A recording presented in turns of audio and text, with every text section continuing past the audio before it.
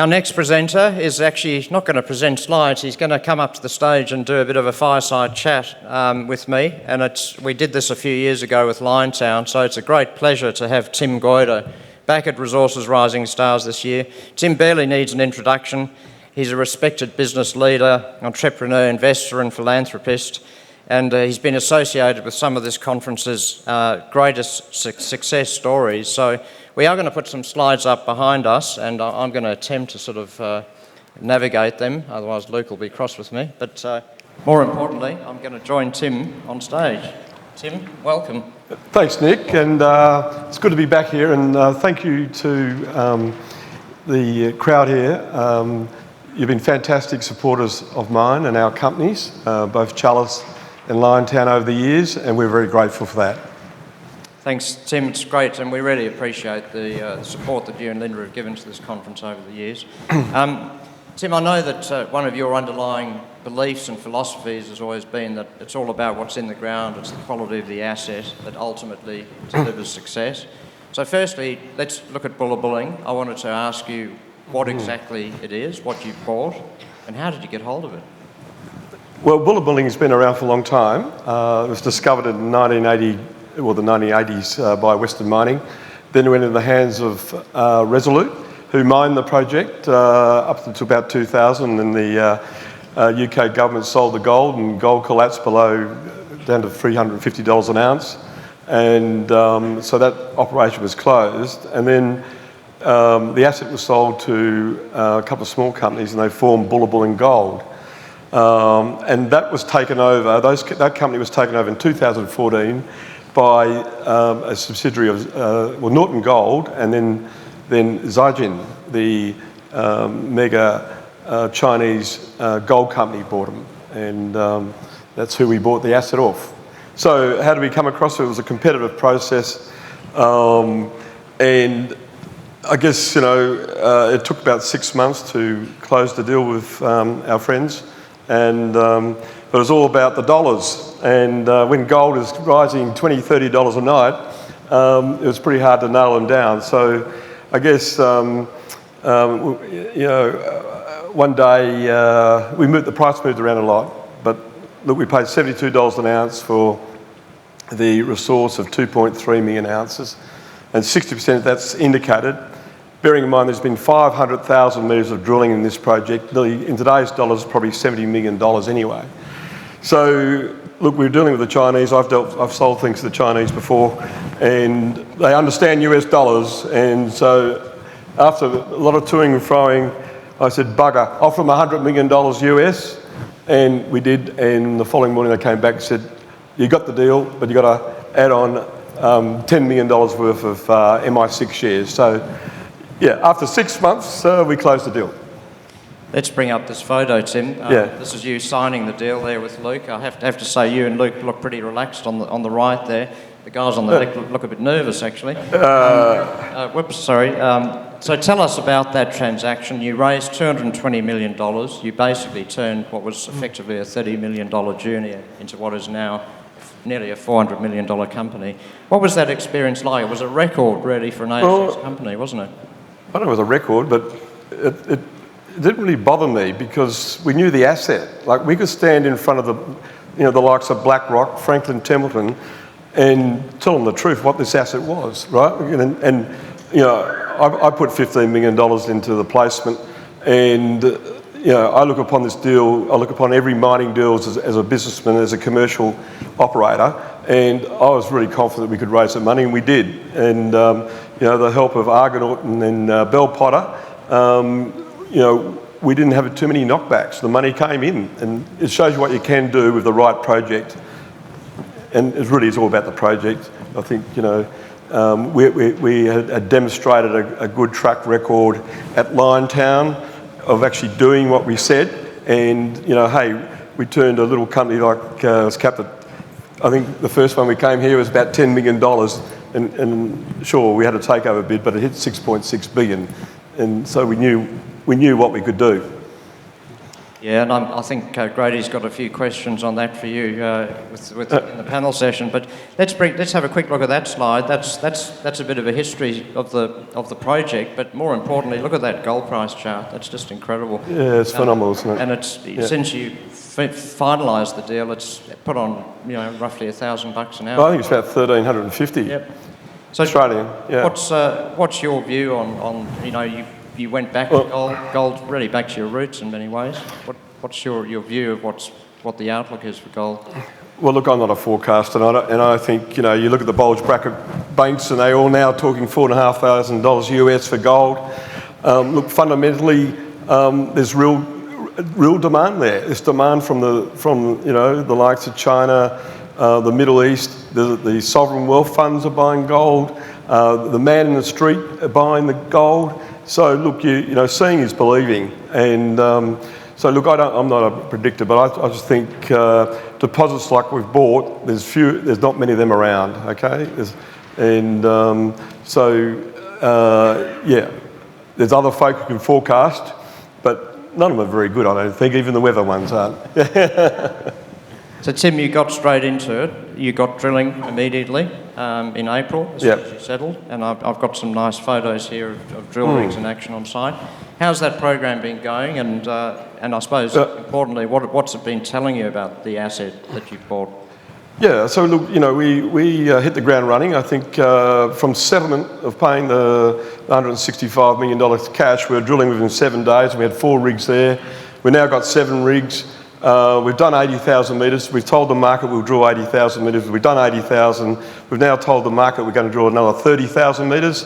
So look, we're getting after it. And so it's told us what we've bought, basically. The telling number is going to be when we have a new resource number in December.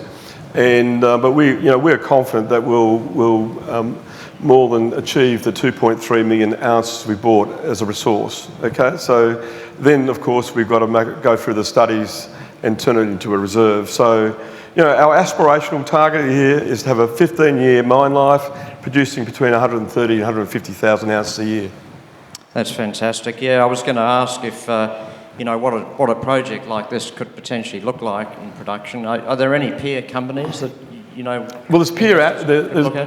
Yeah, look, there's been some very successful companies, and you've got to hand it to them. They've done a fabulous job. Mark Clark and his team at Capricorn, they've turned Carla Winder into which turned into a company, Capricorn. So now nearly a $5 billion company, and their initial production has been about 100,000 ounces a year.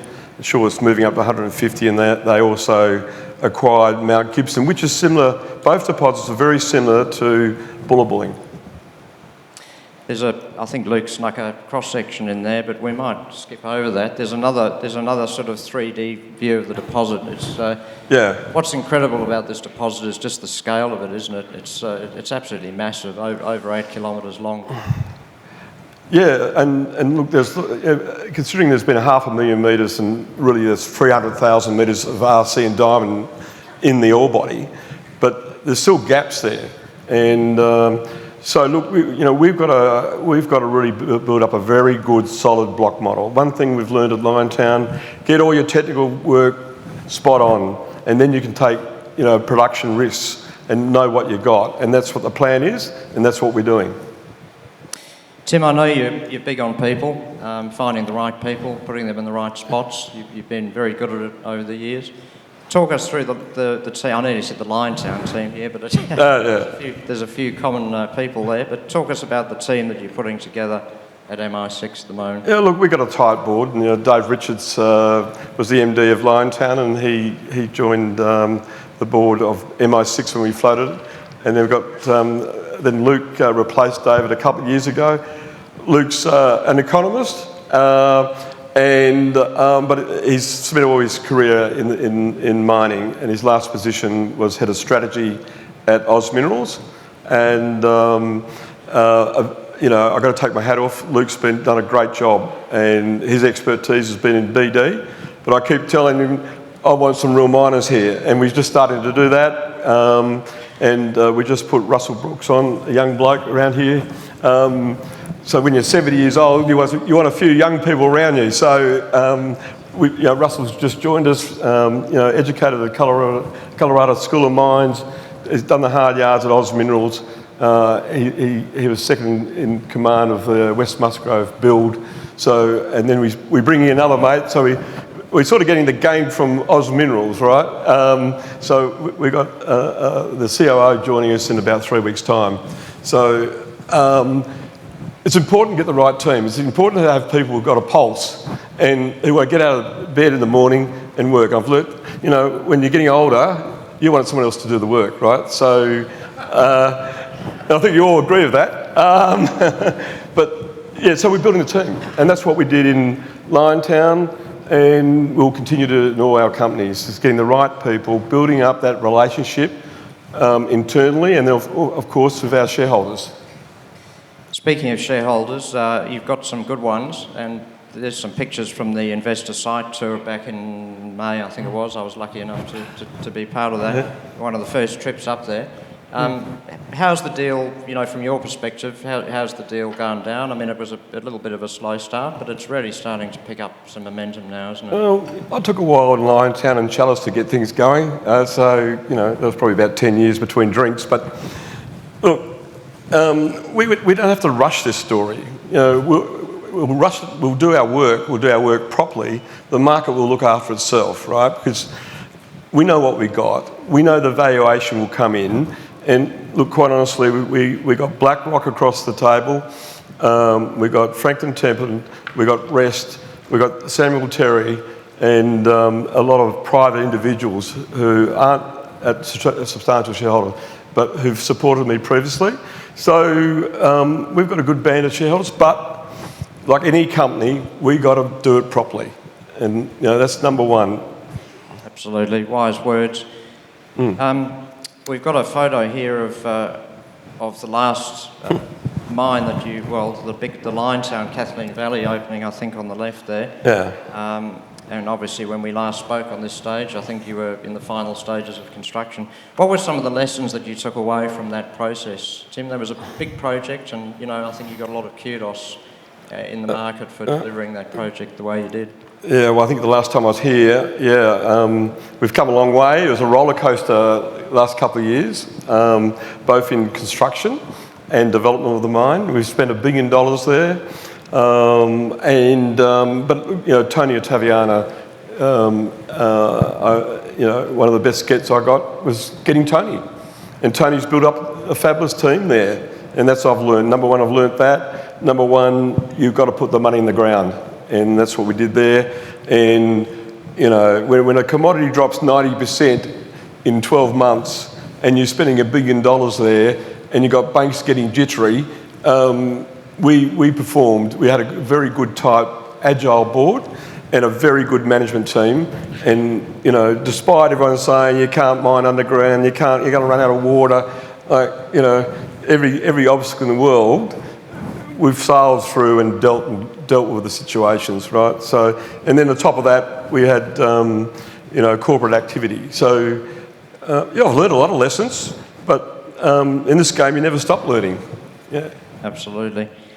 Tim, just I guess sort of looking ahead. I mean, you've outlined that philosophy that you're going to do it right. It's going to take as long as it'll take to get it right, but there's a clear roadmap, isn't there? Oh, absolutely. And tell us, for the benefit of people sitting here today looking at MI6 as an investment opportunity, what does the journey broadly look like for people who come on board, now?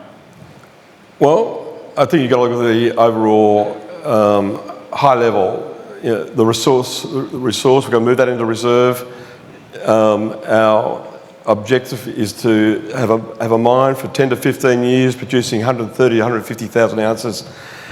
There's not too many other deposits around which aren't being developed as like Bullabulling. So personally, I want to take this to $1 billion, $2 billion company. I can't see why we can't. Fantastic. Yeah, well, that's what everyone wants to hear. Yeah. And your track record speaks for itself. So, Tim, we might just sort of wrap up with a few final thoughts on MI6, because being an MI6 presentation, and then I know that Grady wants to get the panel up here shortly. But for the benefit of those perhaps hearing the story for the first time today, because MI6 is a very different company to what it was previously when Dave came and presented. It was a junior explorer. It's now a serious company and it's scaling up very quickly, isn't it? Well, absolutely, but it just shows you what you can do. And I think all the investors here are looking for investments like MI6, and there's been some great presentations today, is that what you can achieve in the mining business. And look, I think we're going to have a period of strong growth in of course we've got it in gold, but other commodities, and I think it's the place to be. And MI6 should be on your portfolio. Well, I see it. It's on mine. Absolutely. Look, that's great, Tim. Thanks very much. I just thought I'd better check that I'd asked all the questions Luke wanted me to ask. Oh, right. All of them. Tim, it's been greatly appreciated. We love having you at Resources Rising Stars. Yeah. And, you've been a great contributor to this event over a long period of time. And Nick, Sharon and Paul, thank you very much. I think, I used to go to a lot of conferences, but I go to BMO in this one, and because what I love about this conference is we're actually talking to human beings who actually write the check out, and thank you again. So thank you. Thanks very much. Thank you, Tim. Put your hands together, please. Tim Ryder.